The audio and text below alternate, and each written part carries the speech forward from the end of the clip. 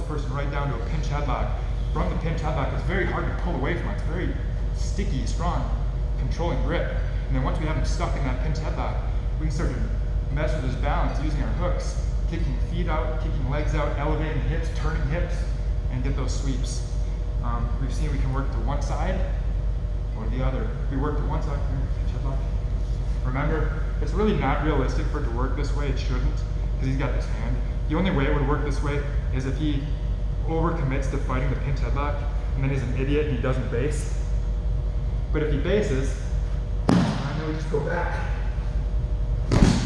the other way, where you can't base. A key with this pinch headlock is keeping my elbow high. If my elbow comes low, Zach can base. He get that hand to the floor. If I keep a long arm and I keep my elbow high, my elbow is higher than my shoulder. When he reaches for the floor, it's not easy. And I can start to get his base up. So that's pulling to a pinch headlock. Next, I'm going to show pulling to, let's do an arm triangle next. And then I will show how to train, hold on. I want to do armbar or shoulder. Arm triangle or shoulder crunch. Let's do arm triangle, it's more controlling. We'll start with arm triangle. So you can either start with a pinch headlock and then do a slide by to an arm triangle, and I'll show that. Or you can just pull straight to the arm triangle. I'm going to show pulling straight to there first, and then we'll go by transition between the three. Okay? So we already saw pulling to a pinch headlock. He's got the power hand. I do my power hand pass over where I take it up and over my shoulder and I glue it in place. I have this. Now, when I go to a square stance up, I pull him in. Now remember, when I pull him in, I keep my knees to my elbows. I pull until hands go to the floor. Now from here, I can start to elevate, shooting my arms into position, and I get my pinch headlock. Okay, that's an option. Another option is I come in, power hand pass over, pull him to the floor. Is now from here, when I start picking his legs up and I start to stretch him back, is I'm going to post on the elbow. Everything. When I pick him up and start pushing it back, I'm going to do a duck under, pushing everything over to my right. And now my left hand solidifies position, and my right ear holds his shoulder and arm in place. So when he goes to recover his right arm position, it's temporarily stuck. So here, he goes to get that arm back, and it's caught. Now this won't hold him forever, but it'll hold him long enough for me to make my transition from my power hand to push and help me get over here to here. And I connect with a hand-to-hand grip. I can even go with a finger-four grip. And now we're going to do an arm triangle. Now from an arm triangle, there's a great dilemma from an arm triangle. Zach has a few different options. He can either stay where he is. If he stays where he is, I can actually start to lock the finger-four, and I can start to get a strangulation effect there. Okay, it's not the most powerful of strangles, but it's pretty good. And if he doesn't react to it at all, if he just stays where he is, he's going to have to tap. So some of the other options he has, he can try to run he can try to drive into me. Right now I have back exposure. Let's just back up here. Here from the arm, I have back exposure. If I can start to work my way around the corner, I can get to the back. Okay? It makes it easier to get to the back if he runs away from me. If he starts to pull away from me, going to his left, it makes it very easy for me to start capturing this hip and coming up and exposing the back. So it's important for you to understand that there's back exposure and understanding that if he goes away from me, it's very easy for me to come up and chase and take back. So what a lot of people will do is they'll try to drive into you and flatten you out. But the problem for Zach is he doesn't have his right hand for base. And he drove into basically a hook sweep. So as he drives into me, driving into my center line, I can start to elevate with my hooks, and I can sweep him over to the mount position. So once Zach is caught in that arm triangle position, that is a nasty position to be stuck in. He can sit there and do nothing and risk being choked out. He can pull away from you and risk giving up his back, or he can drive into you and risk being swept. There's really not a lot of great options for him in that position. And we can pull guard in a way that takes us right to there. Let's see it again. He takes a grip on me, pass it over. I get this, I pull him around. Now I pull myself in. Getting hands to the floor. As soon as his hands are to the floor, I post on the elbow. I take his feet up off the floor and just start to stretch him out and back. And as I do this, my hands, both on the collar and my hand on the elbow, push everything to my right as I duck my head underneath. Here. Now he's going to try to pull away from me, so my first thing is to catch his body. And then I solidify everything in position with my two arms, getting my grip. Now if he just stays here, we choke.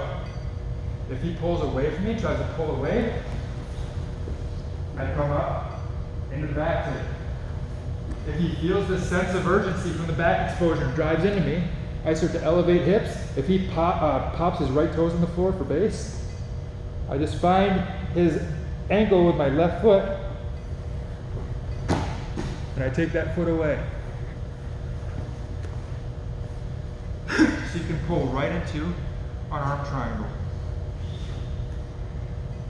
Next, we can pull right into a shoulder crunch, or either a shoulder crunch or an armbar. I'm going to talk about how these two are closely related, and you guys will see the connection.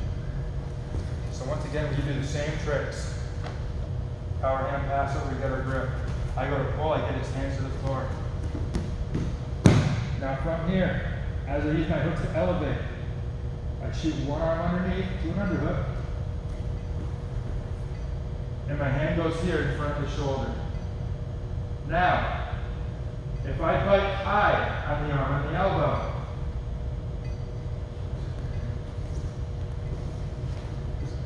if I bite high on the arm near the elbow, I can start to go for an arm bar here.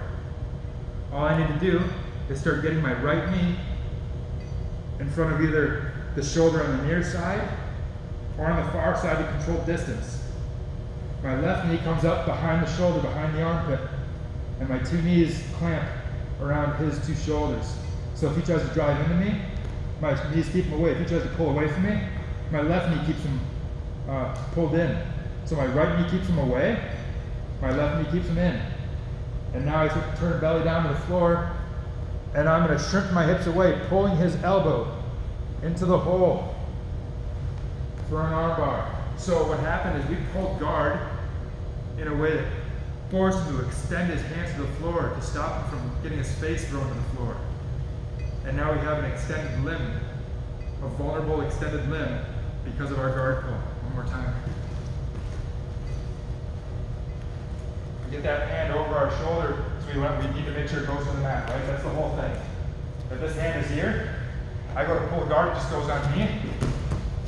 Nothing is there. We got to get that hand over our shoulder so we get that hand to the floor. Here. Now we take his hips up and we underhook, sink him down, we catch the arm here. Now I lean back, making sure my knees go in front of his shoulders and behind his shoulders. Going belly down. And from here, we have our arm bar. Out of that arm bar, real quick, let's say I'm going for the arm bar. And Zach, I'm going for this arm bar. And Zach is a big, strong dude. He posts on this hand, he's supposed to sit up. No, he hips down, head up. He does this number, he's trying to pull his arm away. He's going to try to pull this arm, okay? So I'm here, trying to break, he goes to pull that away. I can post one foot in the hip, other foot goes inside the bicep, and we pull him into a triangle. So I'll show that one more time. This time I'm going to go into an arm bar. As I'm putting the arm bar on, Zach's going to pull away, and I'm going to pummel my legs into a triangle position.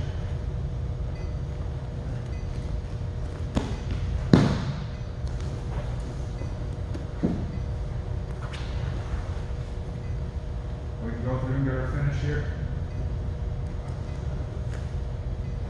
Alright, so now I'm going to show, that was the pulling the guard to a reverse armbar. Now I'm going to show pulling guard into a shoulder crunch, which is very, very similar arm positioning, but the mechanics are very different because we're going to use that shoulder crunch to hit a hook sweep. So we're here, power hand up and over. I pull, hand to the floor. From here I elevate, I reach up. Now for my shoulder crunch, I still connect my hands, but my goal now is to take his shoulder to my chest. Before we were trying to be on the elbow, to get a break on the arm. This time, I want to be here, I want to pull his shoulder down to my chest. Just like so. When he tries to pull back and away, I want to keep that shoulder glued to the chest. Now from here, I take my hooks, I bring him up off the floor, and I sweep him up and over. One more time with the shoulder crunch hooks. We're here, hand up and over the shoulder. Power hand pass over. We pull him, we square him up, pull in, send him back into a shoulder crunch. I pull the shoulder in, and we sweep him up and over. So we've seen pulling to upper body advantage, pulling to pinch headlocks, pulling to shoulder crunches and arm bars, and pulling to the arm triangles. And off the arm triangle we have back take dilemma, choke, or sweep. Sweep, choke, or back take. That's a lot of options you guys got. So we saw pulling to lower body advantage, pulling to upper body advantage. To close out pulling to upper body advantage, I want to show you guys how you can work between all three of these. Maybe you pull to the pinch headlock and you don't like the pinch headlock. You can switch from the pinch headlock to either the shoulder crunch or to the arm triangle. Okay. Let's say I pull to a pinch headlock.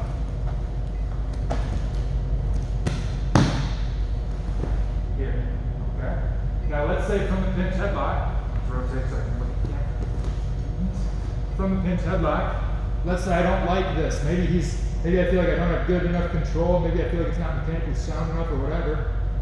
I can move my arms from the far side of the head to the near side of the head, and I can glue the shoulder to my chest.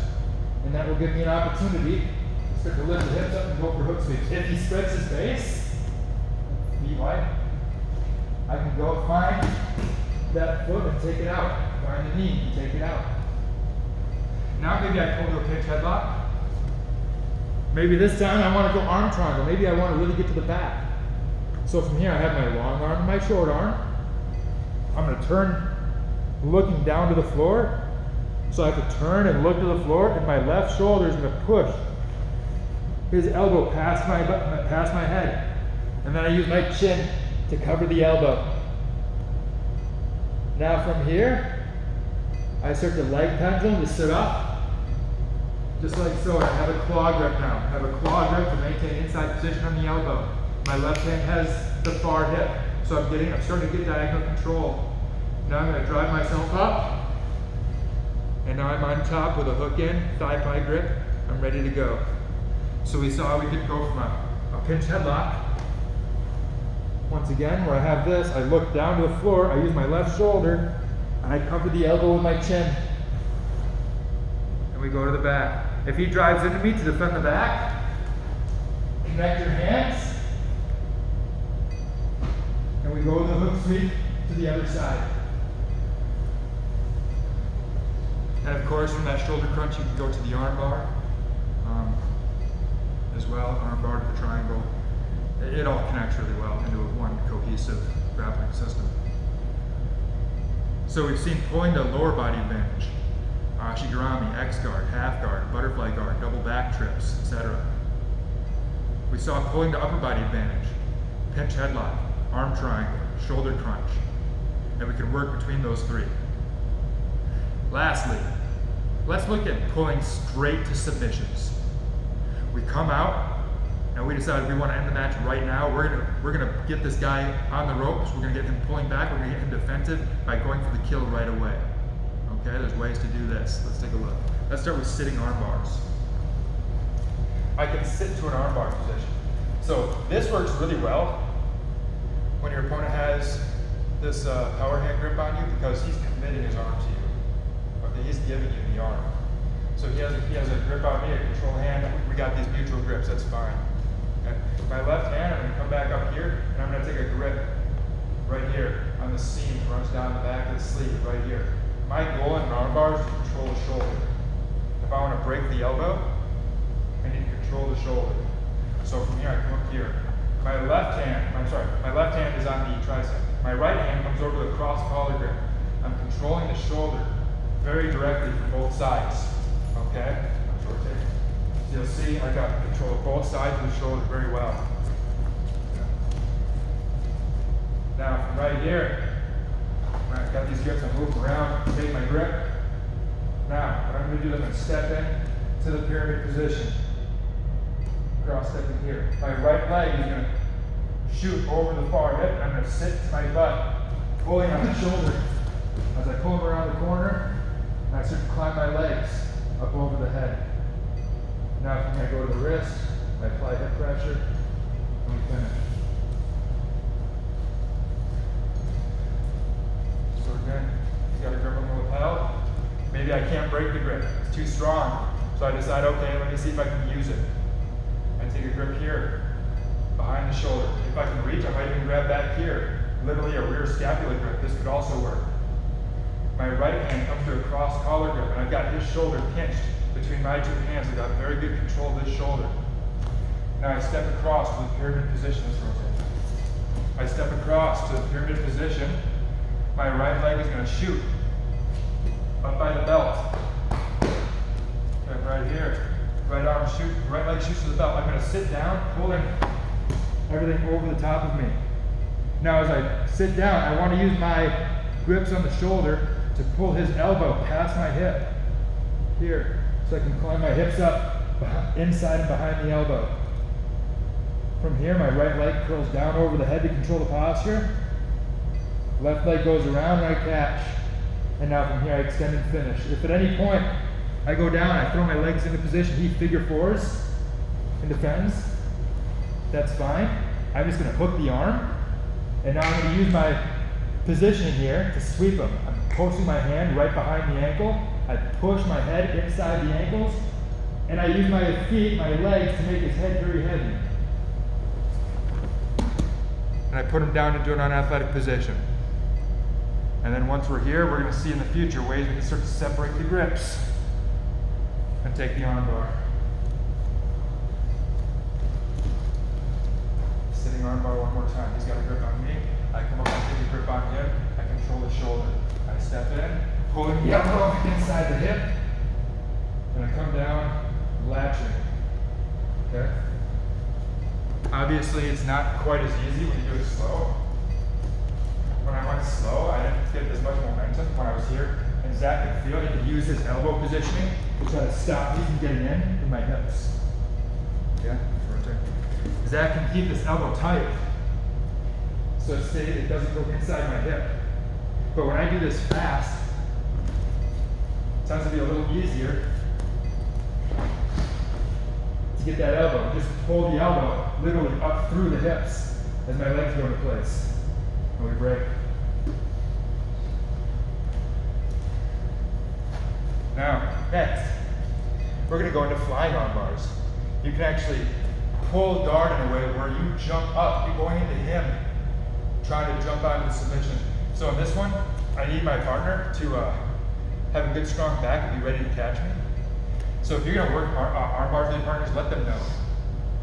Don't just go up. If I'm sparring and me and Zach come up and we spar, and he doesn't know that I might try a flying arm bar, don't do it. That's not in the training hall. In the competition, sure, whatever. But in the training hall, not so much.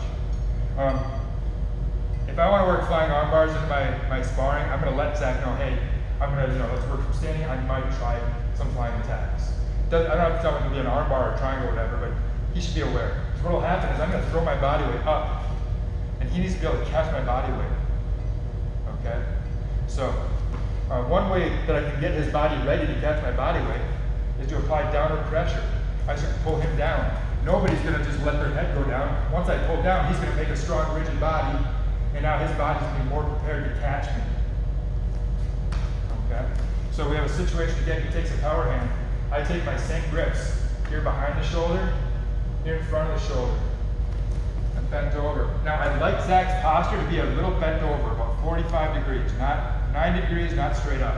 If he's straight up, I might want to do a situation, or I might want to use a tactic where I come in and I get him, yeah, exactly, feet go back, and again, go up, I go here, and I break the posture, okay? So I can either be here with a cross collar grip, I could also come with a straight collar grip, either one's okay.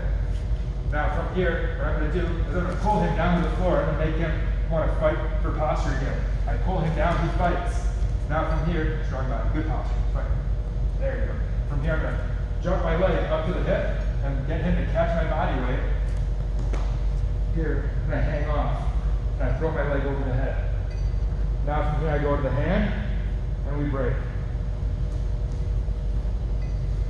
A good way to get used to doing this, guys, is to get your partner used to catching you jumping into closed guard. So I'm going to have you stand with your legs just a little wide.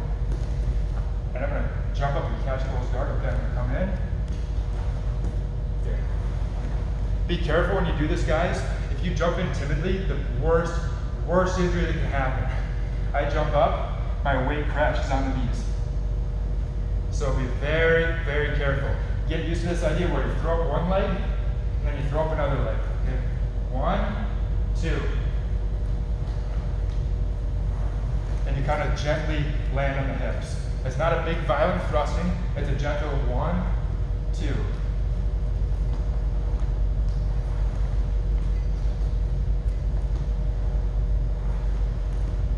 Okay? So now when Zach takes a power hand on me, and I take my grips on him, and I get his posture broken up, just like so. Once again, I'm going to step in toward the outside ankle line, close to it. I go 1, and then I throw my body weight up, and I kind of let him catch me. Okay? 2. No catch. This works particularly well when you have an opponent who plays with this hand kind of high. When this hand is higher. When this hand is higher, the belt is exposed. It's easy for my leg to go in. So we're playing with our grips. Yep, and even there's fine. Just like that. The elbow's high, I've got space. It doesn't have to be crazy high, just like that. That's good. We're here. So I get my grips. I can also try 2-on-1 from here, where I have 2 hands on one shoulder, or 2 hands on one shoulder. I can also work this. Okay? I throw my body weight up, getting ready to catch, and I hang my body off the shoulder. That's another thing. When I jump up, I'm holding myself up on him. When I jump and I leave the mat, I'm holding my body weight up in my grips. Okay, so I'm here, I get behind the shoulder, and he can slowly let me down. Perfect job, Zach. Okay, so that's the ins and outs of drilling a flying armbar. I don't allow it inside the academy. Again, unless you tell your partners, hey, I might try something flying. If you don't give your partner any notice, you cannot use these techniques. They're just, the risk of injury is too high, at least in training, okay? Let's go into flying triangles. Same scenario, except this time, maybe he doesn't have his grip on me, maybe he's just got a power hand grip, and maybe this hand's playing a little lower, okay? Now the belt isn't really there. If I try to go for an arm bar, he can intercept my leg, and it'll be hard. I'm gonna go for an arm bar. And I can't get an arm bar, he intercepts. However, I can go over the arm to the shoulder. So I'm here, once again, I want his posture broken, so I get him in a broken stance. I use a back trip maybe, and maybe he doesn't have the sit, maybe his hand's lower, okay? So now from here, what I'm gonna do is I'm gonna throw my leg up, and once again, throwing my body weight up, relying on my grips to hold me in place, and he's gonna make a strong posture. So I'm gonna pull him down, he makes a strong posture up, my leg goes up and over the shoulder, and we get up over for a triangle. We pull down on the head, get our scoop grip, and we finish. Another great way to do this is with a 2-on-1 grip on the lapel. So he comes in, maybe I come up over, I take an over clasp. Or an under clasp, doesn't matter, I'm here.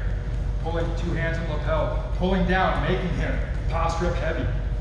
I'm here. Maybe I'm faking shots and I'm keeping this hand low. Faking shots, keeping that hand low so we can't keep this hand too high.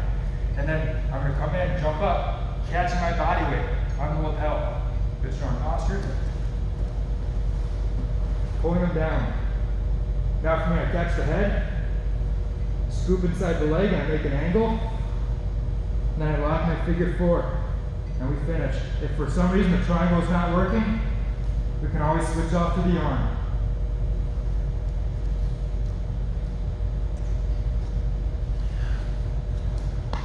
Alright, so pulling to submission. We've seen sitting arm bars, flying arm bars, flying triangles. Last but not least, let's look at pulling into leg locks. There's more than one way to do this. You can pull into standard ashigarami methods like we saw earlier in the video. I'll show that briefly, and you can go into ankle locks and heel hooks. Or you can go into rolling knee bars, which are also very fun. Let's take a look at the ashigarami first. Once again, over here he takes a grip on me, maybe I snap that grip off, I pull him around, inside ankle line, I fall side onto my partner, I put my ashigarami on, and I put his hips on the floor. Alright, from here. Now from here, obviously we can always go into our heel hooks and our ankle locks. Okay, I'm not going to go through all the fine details of all those locks today, maybe I'll just talk through an ankle lock, okay? I punch in behind his leg, just like so. And with the gi on, I like to grab my own lapel. It can be the straight side, it can be the cross side, they're both okay. Okay? And I'm here. Now I want to be able to bend the foot. So I slide down to the end of the lever and I pull my left elbow in behind my back to get a fold on the foot. Now from here, my second foot goes out. I step my 2 feet into the hip, pinching my knees. And now from here, my hips come off the floor and I drive, pulling those toes back behind me. I drive in. Now that's I could already tell that one's kind of weak and I missed a detail. I like to be high on my lapel. If I'm grabbing too low, it's going to be weak. I grab nice and high. And then I also use the blade of my wrist into the Achilles tendon. So we come in here, feet into the hip, hips up, and we fold that foot. So we can pull straight into an ashigarami, straight into an ankle lock. One more time. Here, pop this guy off, take my open wrists. I step in, I pull him over me, ashigarami. As he recovers, I sit him down. He sits down. Now from here, I go through, I fix up a grip, high on my lapel, sliding down to the end of the lever, so I get a fold on the foot, getting the blade of the wrist against the Achilles tendon. My second foot comes out. Another thing I can do, I see Mike Musumeci do this a lot, grabs the knee, and he'll push off the knee to add pressure for the finish. So now the hips come up, I drive in, I can push off the knee, folding that foot for good finishing pressure on the ankle. That's pulling to a straight ankle lock. Another way we can pull is with a rolling knee bar, and these are fun. There's a couple different grips we can use for this. I'll show a couple that I like. A rear scapular grip and a front belt grip. Let me show the front belt grip first. It's a surprising grip, okay? Or you're defending my collars. I go through and I get a grip on the front of the belt. Now from here, I'm going to pull myself in just like so, almost like I want to go in for a throw. Here, okay? Almost like when we come in for our trips and our reaps. I do the same thing with this belt grip. Now, a safety issue, sometimes people try to roll into the knee bar and they push their hips and butt back into the knee. That's a danger. You don't want to hurt your partner's knee. No weight should go to their knee. From this position, I'm just going to do a forward roll. Pulling his hips through, I land on the leg, and now from here I can hyperextend for a knee bar. Again, we're here, I'm playing the game. I go in, I get a grip on the front of the belt. This gives me a good control of the hips. Now from here, I pull myself in, so my tailbone goes to the hip. Here. Now again, don't sit your weight onto the knee. Don't lean back, that's dangerous. Rather, you're gonna do a forward roll, catching the leg, and you're pulling him over. So my body weight goes here onto the floor. My body weight does not go on him. My body weight goes to the floor. Just like so. Now from here, we catch the end of the lever, and we fall on the leg, controlling it at the end of the lever. I like to take my feet, driving them into the hips, and now I'm going to pull that leg back over my hip as I drive my hips into the knee. We have another option we have a scapular grip. Maybe I have a person who's playing really bent over. Okay, yep, they're playing like that kind of game. I can come in, I can take a grip on the rear scapula. I can once again pull myself in. 1, 2, I go into a forward roll, pulling over with that rear scapular grip, landing once again in our knee bar position. I fall onto the leg, keeping it extended. I press my feet into the tailbone, and now I start to hyperextend that knee over my hip.